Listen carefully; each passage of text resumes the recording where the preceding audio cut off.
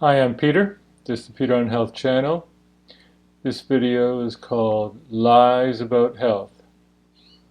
And the idea for this video came from, I was watching a Joe Rogan video. He was interviewing Jordan Peterson, and he started talk about psychedelics.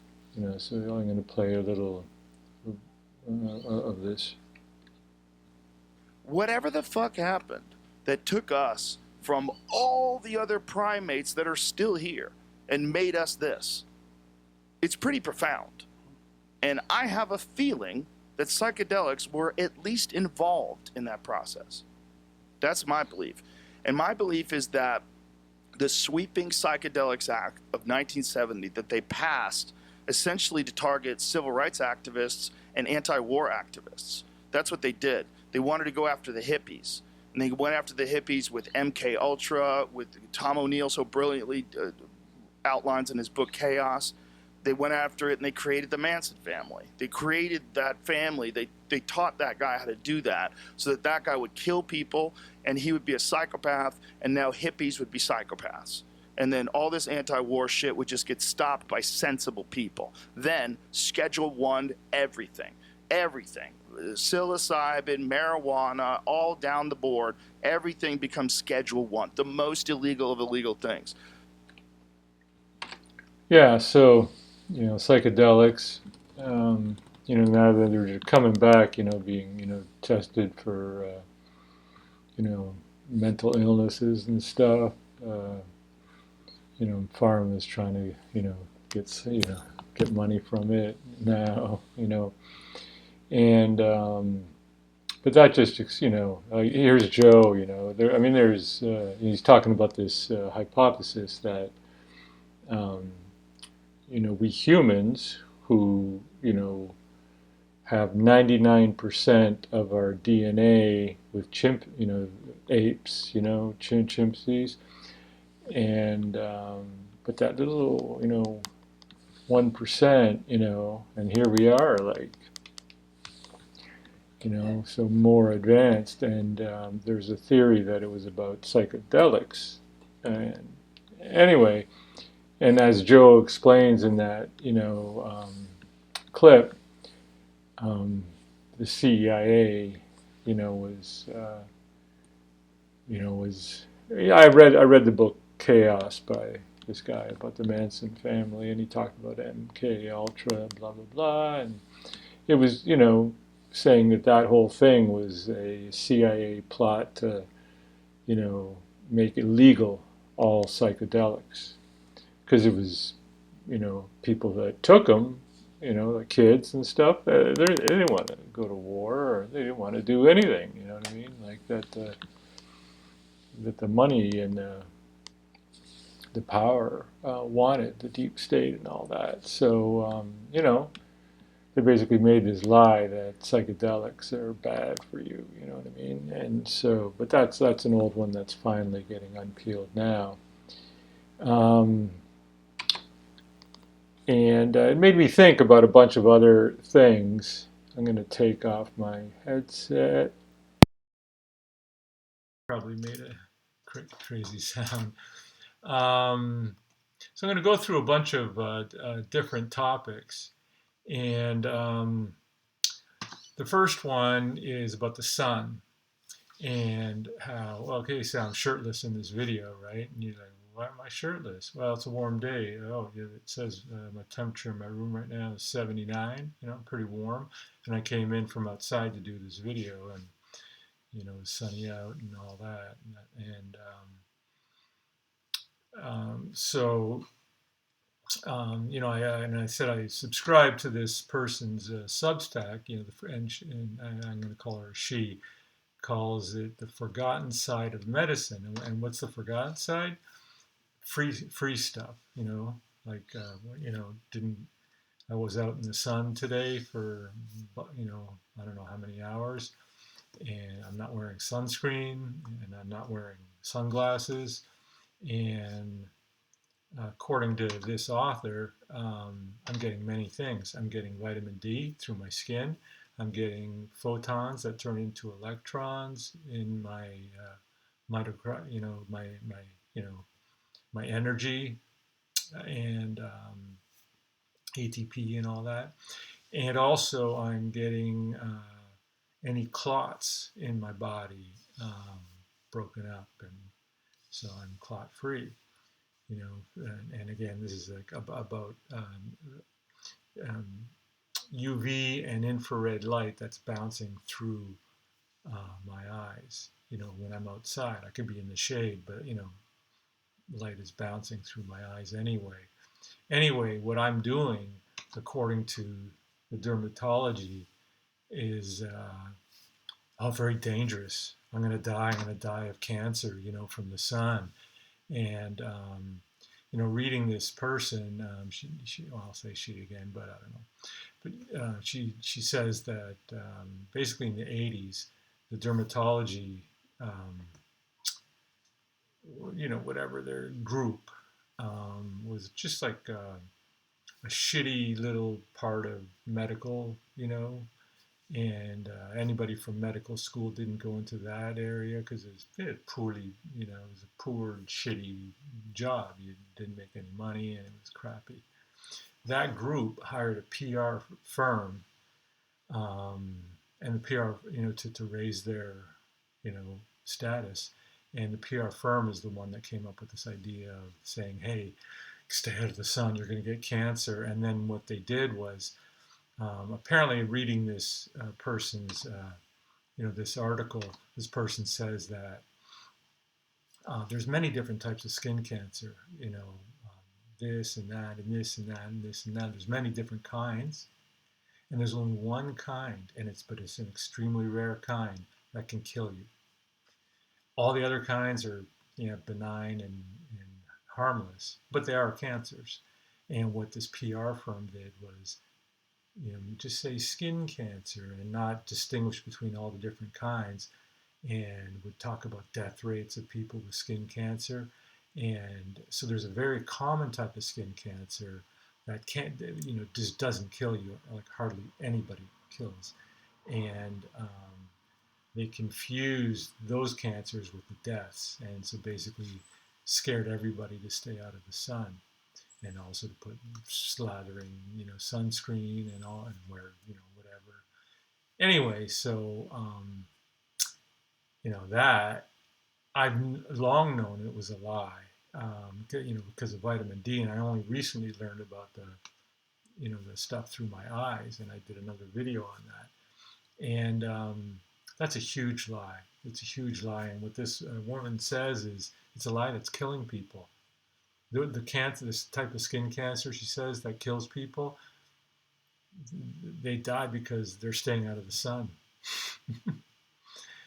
I mean, it's just like opposite land, right? Opposite land.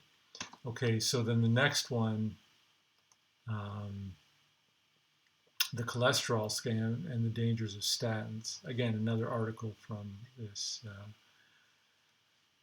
Midwestern doctor, and had a really interesting graph. Just goes through how statins are horrible for you, and if it does work, it's not the intended, way, but and why it does work. But there's a graph in here. Let me see. This is it. The cause of statin side effects. So basically, this is a pathway starting with acetyl and whatever that is, and then statins cut this off. So then your body will stop doing metabolic acid, nuclear factor kappa B, C. It'll stop all this, basically kill this whole tree, right? And that's why your cholesterol goes down taking statins. But it also gets rid of CoQ10. Statin takers know to take, supplement with CoQ10. But it's all these trees, right, are cut off by statins, because that's the way pharma works. Pharma's not natural. That's why they can patent it. And a very common way that most farmers work is they get into the body in some complex pathway like that, like a pathway tree like that, and they just snip it off, like they behead it, right? They cut off that tree, and they're saying, oh, we're doing that because somewhere down here, look at that, we showed it, got, lowered your cholesterol, and but they didn't tell you it like got rid of everything else in this tree, and so yeah, I mean, just a huge lie. I have current friends my age who've been taking statins for decades. I could send them this article, and they're like, they'll say, good, it's conspiracy theory, and all that, right? But just, you know, my doctor. I have an appointment tomorrow with a doctor. My cholesterol, total cholesterol, is just peaking above 200, and I have 18 years of blood tests, as I've said, and my median is not over 200, but yeah, in the last couple of years, especially with fasting, it just creeped above 200. So, I'm playing with different food things and natural ways to like see if I can bring it down. But I guarantee you he's going to prescribe me a statin tomorrow. But I ain't going to fill it out. Fuck that. But, he gets paid if I fill it out. So I'm sure when I don't fill it out, I'll get a call from them and like, hey, you haven't filled out your prescription yet. Now I have Medi-Cal, so it'll be free for me. So maybe I'll fill it out so he gets money, but I ain't taking that shit. No fucking way. Anyway, so that's the statins. So this is, cholesterol, right? And then this article talks about like how our body needs cholesterol everywhere, right? I mean, it coats this set, our cells, our cells, the skin, the outside of a cell that's holding everything in is made of cholesterol.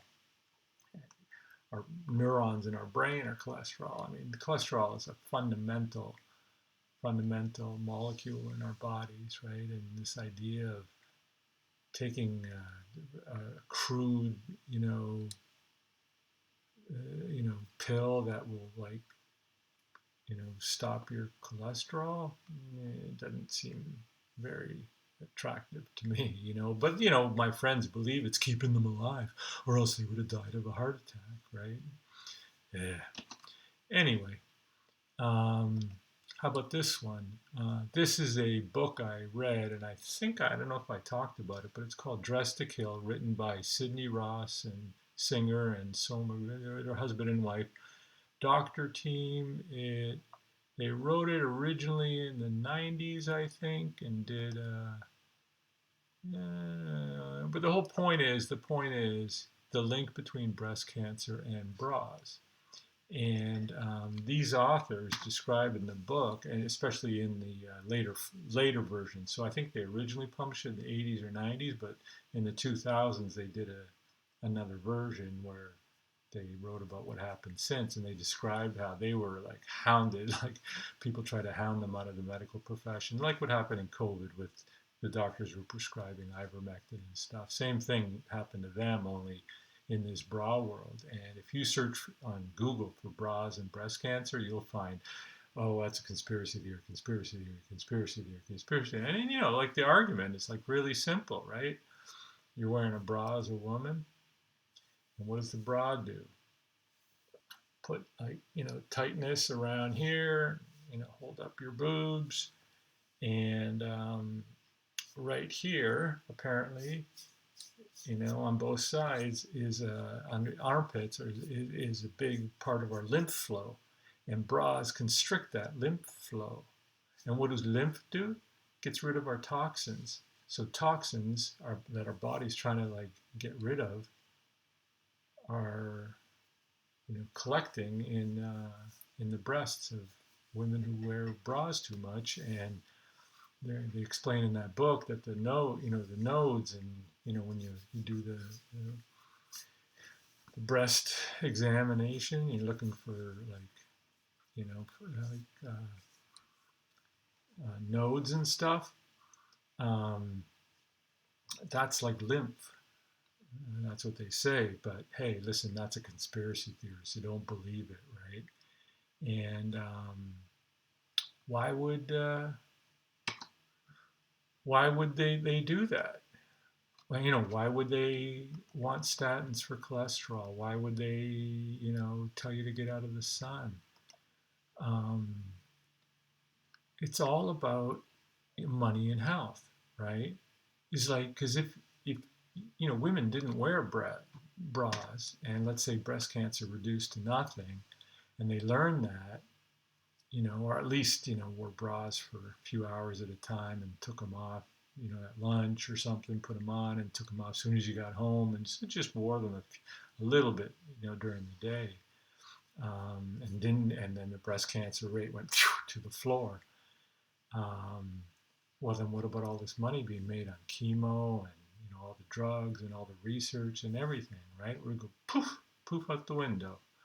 No, they want women to get breast cancer so they can treat them and treat them. It's not just one treatment. You got to keep doing it. Got to keep doing it. So yeah, basically, this is if this was true, that excessive bra usage leads, it doesn't cause cancer, but contributes to cancer. The toxins cause the cancer, but the bras pool the toxins, which cause the cancer, and so it makes cancer more likely. That's the theory of the book. And if that was true, and women, approach that, the whole breast cancer industry would go poof, right? No more money for you people anymore. Oh, I love this one. This was like recent. It was a study, and I was looking and looking and looking for the actual study. It says, well, the new research is compelling. Where are they? Lead researcher Dr. Victor Wen Zhang, did it, and the study was called, I can't even find, but anyway, it was that study basically saying that fasting will give you heart attacks.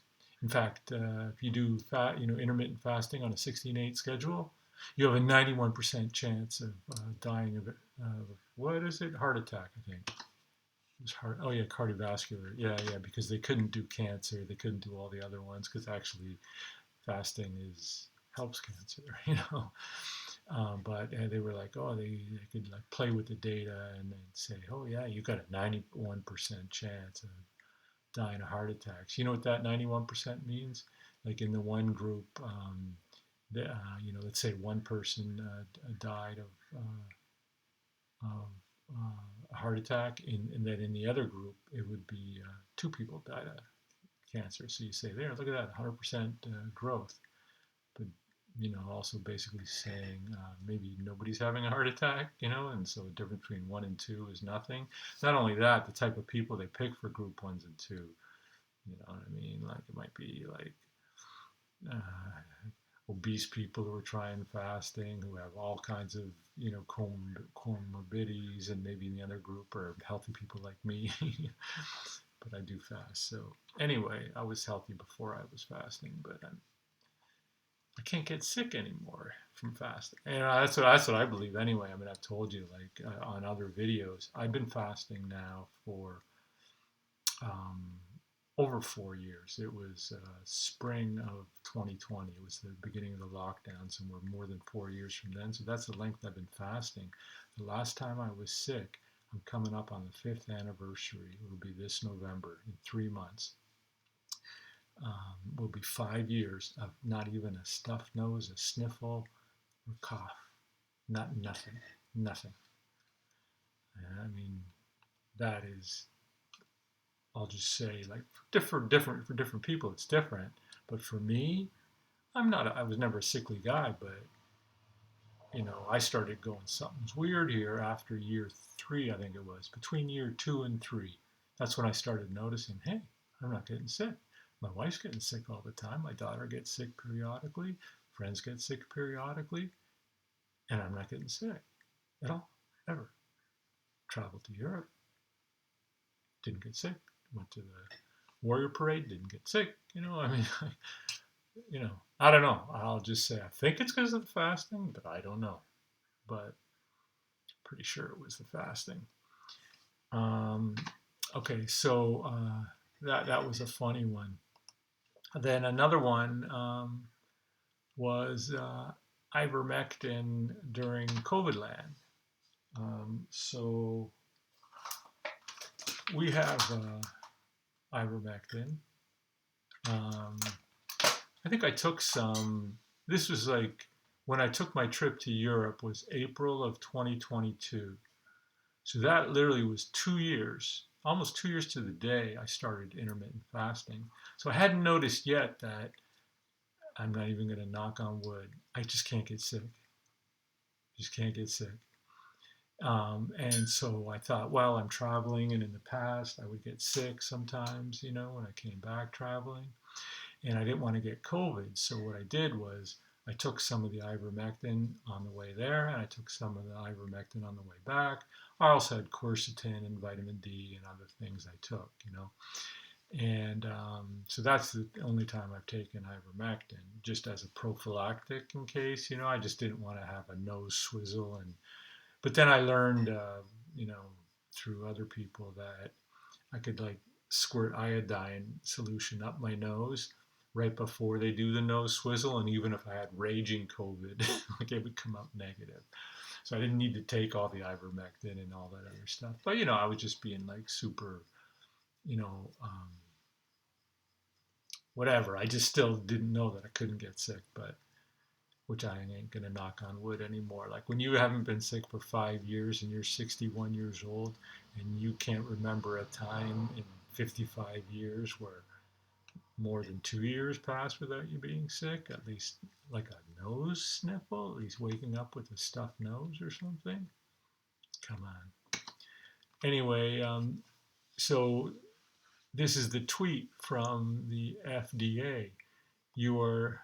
It's like, come on, y'all, you're not a horse, whatever. This was like when Rogan said he took ivermectin because he got COVID. And here's the tweet where they did it. And guess what? They deleted the tweet. Something went wrong. Try reloading. This is from the US FDA. This was their, horse tweet, right? And so somebody did Freedom of Information Act. He wanted the records about the author of the tweet, and everything about it and whatever. And so this is a long, long PDF. And the government, does provide it. They provide this file to download. And here's the downloaded file, and it's like, look how many pages it is. It's 269. So I haven't read all 269 pages, but I think they do go into like, what? Yeah, there's the tweet, right? Like picture of a horse. Come on, y'all, you're not a. What is it? Anyway, I remember that, and it was big in the news at the time, right? And what was that about? That was about the government, which is a tool of big pharma, trying to tell the American people, don't listen to Joe Rogan, even though he's got more followers than the New York Times and MSNBC and CBS and everybody combined. Don't listen to that guy. He's a nut job. He's taking horse medicine. And, like I said, right? I ordered this ivermectin, and what is it?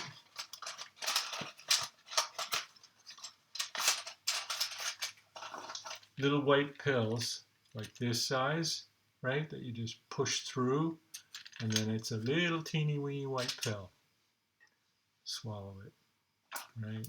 Like it's a human medication. It's not horse medication. It's a human medication that has been used worldwide, and has solved things like ringworm and other, things in the tropics. People around the equator know about ivermectin because that's where it's been used mostly. But the FDA didn't want you to know that. And why didn't they want you to know that? Because if it worked for COVID, and I'm not saying it did or didn't, and I've never tested positive for COVID. I can't tell you the ivermectin helped or didn't help or whatever. I can't say that at all. But I'm saying if there was evidence that ivermectin was helpful at preventing COVID or preventing or reducing symptoms or anything like that, the EUA that was allowed to do for warp speed, the so-called vaccines, which are gene therapies, could not have been approved. So they went overboard with their lies, about ivermectin, and so much, and their lies were caught up to them, so much so they deleted their tweet. And I'll conclude this video with something. I thought I would find lies, but actually this is the exception that proves the rule. Because all the examples, statins and the sun and this and that, there's an industry that makes a shitload of money, especially recurring revenue. That's the way businesses make a lot of money, right? Like, it's not like they sell you a car and they get your money and then you go away. No, these are businesses that, oh yeah, every month you got to re-up your prescription, you got to re-up your chemo, you got to re-up your this, you got to re-up that, and so they're just like printing money, right? Like, and the money's coming from us, the people, and so those industries, their PR firms, basically have pointed all these lies. Stay out of the sun, take your statin, you know, don't take psychedelic. Take your Xanax or your Prozac or whatever. Don't be taking a psychedelic. And so then I thought, okay, what about grounding, right? Because that's something I heard about, I don't know, 10 years ago. And this is the idea of like the earth produces a telluric charge. That means, how, so right now I have a computer and it's plugged in, and outside the house, the whole electrical system in the house has a copper cable going into the ground. So the excess electricity is going into the ground. That's what we call grounding, right? Grounding our electricity. And few people know that actually electricity is coming up through the ground naturally from its core, something called a telluric charge. And it's a very, very low signal, very in terms of electrons, the kind of electrons that are coming out of the electricity of our house. It's like a major superhighway of electrons. And the electrons coming out of the earth outside are, like a donkey path of, not even a donkey path, like a little bug path. And so, quick story, and again, I don't know if this was it. I woke up one day, I don't know, 10 years ago, with vertigo. I barely heard of vertigo, but then I had it for like 5 straight days, and I was just dizzy and had a hard time, like standing still and whatever, standing up, and yeah, it was just like it was torture for 5 days, and I was googling it, researching it, vertigo, and it was saying, oh, you'll have it for 6 months, you can't get rid of it, and whatever. And then, but I was also reading a grounding book at the time, and it said, grounding can help cure lots of things, including vertigo. So what did I do? Took off my shoes, got my bare feet, and was walking outside barefoot on the grass in the wintertime. And that's when you get a lot of the best kind of telluric charge. And literally within a day, the vertigo cleared up like that. Now, can I say it was the barefoot walking in that? No, I have no proof of it, but I'm telling you, I certainly became enamored with grounding after that. Anyway, so I searched for grounding, and this was the first result from a company, website called Healthline, and lo and behold, they basically don't lie about it. They're like, hey, grounding might be really good, might work, well, there's some studies, yeah. And I'm like, what's going on here? What's going on? And then I thought about it. Okay, who's losing money if I decide to go barefoot? Well, I mean, if it does, help cure, I mean, even in this, the thing, how many maladies does it talk about?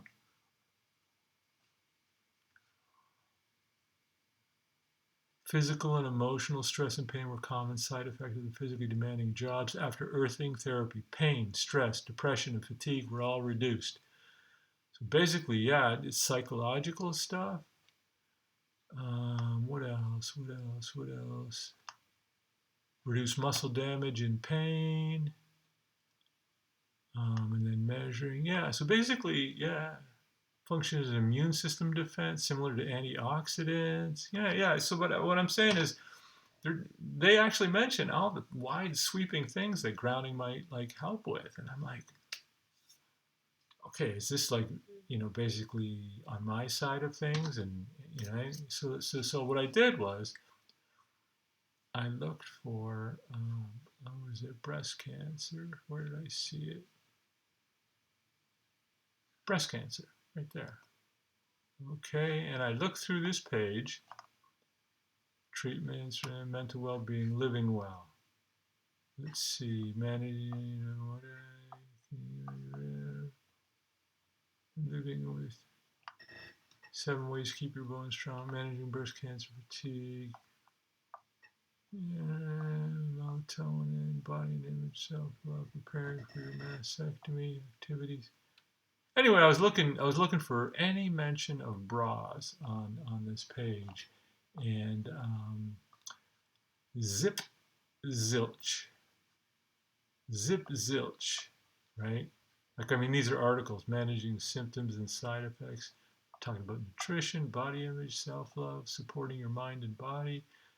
Where is the discussion um, of bras? Nowhere. And that's what you'd expect from the propaganda people, right? So yeah, the fact that they actually talked positively about earthing, it made me think, okay, what's the money interest that's being harmed by earthing? Well, it's kind of like too vague. It's just a generally healthy thing to do, and it could affect a lot of things. I mean, might hurt pharma sales, might hurt statin sales, might hurt these sales, those sales, whatever.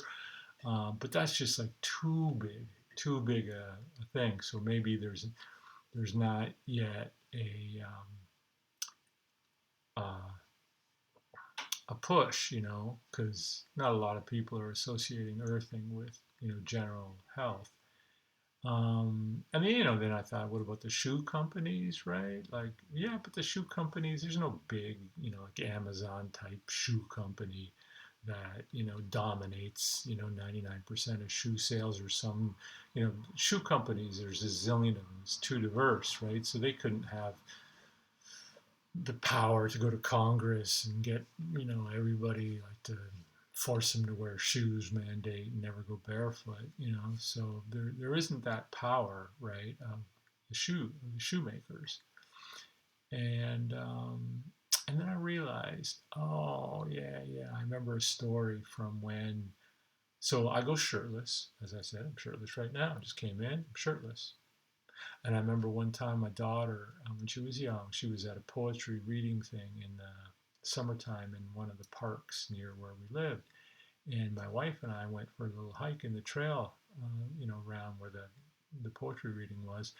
And I took my shoes off. I was reading about grounding then to see if my bare feet could walk. I could walk on the trail. The trail was kind of soft. So we're coming back down the hill, and I'm shirtless and I'm shoeless. I got my shirt in one hand and my shoes in the other hand. And as we were approaching the children, my wife leans over to me and whispers harshly. She said, "Put your shoes on." Like she was embarrassed, like if I didn't put my shoes on. But she didn't say, "Put your shirt on." And then it occurred to me that in the 2020s, going shirtless as a 61-year-old man is a social misdemeanor. Yeah, people look at me if I'm walking in the city in San Francisco and I'm shirtless. They go, well, I might be a weirdo. I might be one of those, whatever. But, other people just smile. I look at them, I smile, and they're like, hey, whatever. So people pretty much quickly figure I'm not a weirdo. I'm just shirtless. And, but shoelessness is a social felony. Basically, you go shoeless, that means you're homeless, you're decrepit, something's going on with you. And that's what I got from my wife's comment. So basically, there's a social condemnation of barefootness, And I could actually see it because when I was looking at barefoot shoes, there's quote unquote barefoot shoes. There's some kind of shoes that with the sole, they have a copper stud, and the copper goes right up to your bare foot. And then basically, if you walk on ground, that'll bring the telluric electrons through the copper into your foot. And so you're basically as if you were barefoot. That's one type of barefoot shoe. Another type of barefoot shoe is I saw a sandal that it was kind of like all nice from the top, and it looked like people were wearing sandals, but where there would be a pad on the bottom, there was nothing. So you were actually barefoot. So someone would have to look close to see that those are weird sandals. They have all the intricate, lovely designs and patterns of a sandal on top of your foot, but the bottom of the foot was bare. And that kind of thing, that confirmed what I'm saying. Going barefoot in America in the 2020s is a social felony. You are cast out of society going barefoot. And the last thing I'll say, because I've been going barefoot now whenever I can. Now in the summertime where we live here, the grass becomes too brittle. But in the wintertime, I walk barefoot out in the grass behind our place like all the time. And it feels like a soft carpet, and I'm getting grounding and whatever, you know what I mean? Anyway, since I've been doing this, I discovered the extra half inch I lost. I was 6'4" measured as an 18-year-old. Basketball player. I was 6'4", 175. This morning I was 172, and I'm 6'4", rolling out of bed. Well, I used to roll out of bed, and I'd be 6'3" and a half. And I'm like, oh, what is that? Like, that's weird. I guess you get old, you get shorter. You know what it was? My arches came back. My arches came back from going barefoot. Arches came back. Roll out of bed. I'm 6'4". Give it a couple hours walking around, I shrink to 6'3". The spine shrinks or whatever, right? But the point is, after a good night's sleep, rolling out of bed, what's my height? It's 6'4" on the nose. After grounding, after doing grounding for 10 years, and my arches now are what they should be. They're not flat, they're curved. So that's not the reason I was grounding, by the way. I mean, I'm doing it for just general health stuff. But anyway, isn't that interesting that this propaganda site that's got propaganda about everything else actually has an article by this doctor that's basically telling you all the great things about grounding.